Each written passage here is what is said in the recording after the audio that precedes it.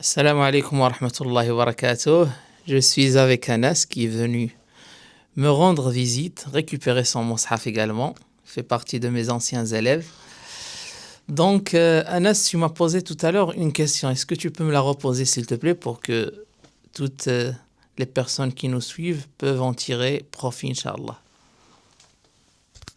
Comment on est sûr de l'authenticité des hadiths? Et tu as rajouté un truc aussi. Tu te rappelles les 200 années que tu m'as citées? Ah oui, parce qu'il y a un décalage entre le moment où le prophète a dit et les hadiths ou le moment où ils ont été écrits. Très bien. Alors, pour répondre à cette question, on va répondre sur 2 ou 3 points.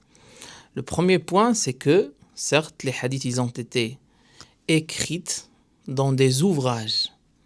C'est-à-dire, on a commencé à consacrer des livres entiers pour la matière de l'hadith 2 siècles après la mort du prophète sallallahu alayhi wa sallam. Mais est-ce que cela remet en question la véracité de la méthodologie utilisée pour écrire ces livres? C'est ça la question. Donc, si jamais il y a quelqu'un qui écrit un livre quelques années plus tard pour nous transmettre quelque chose de quelqu'un qui est décédé des années en avance, donc nous n'allons pas remettre en question le fait qu'il écrit sur une autre personne, mais ce qu'il nous transmet, ce qu'il nous cherche à nous transmettre de cette personne. Et bien évidemment, la méthode utilisée pour transmettre. Donc, par exemple, je prends en question, et je pense qu'on pense tous, par exemple, Al-Bukhari. Donc, le Bukhari, lorsqu'il a commencé à écrire un ouvrage consacré à la matière de l'hadith, il a fixé des conditions. Il a parlé des conditions de sa transmission.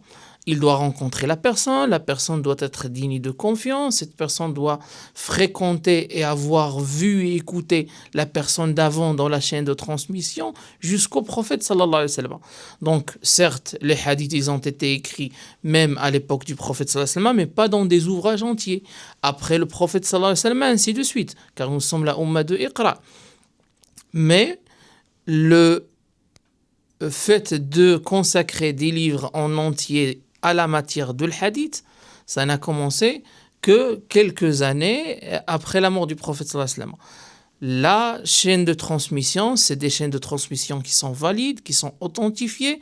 C'est une personne qui est digne de confiance, qui est pieuse, qui rapporte d'une autre personne qui est digne de confiance, qui est pieuse, qui mémorise bien, ainsi de suite jusqu'au prophète sallallahu alayhi wa sallam. Et d'ailleurs, de cette manière, le hadith a été transmis et de cette manière, le Coran a été transmis.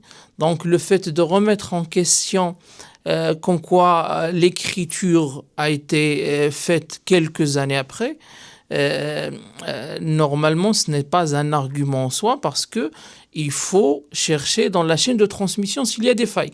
Par contre, si on trouve des failles, si on trouve une coupure, par exemple, entre la personne qui raconte et la personne d'avant, dans ce cas-là, oui, il n'y a plus de fiabilité dans ce hadith. C'est ce qu'on appelle le hadith da'if et non plus le hadith sahih. J'espère avoir répondu à ta question, mon cher Anas, et merci de me l'avoir posée.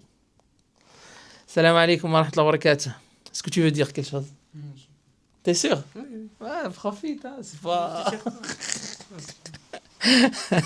Allez, salam alaikum.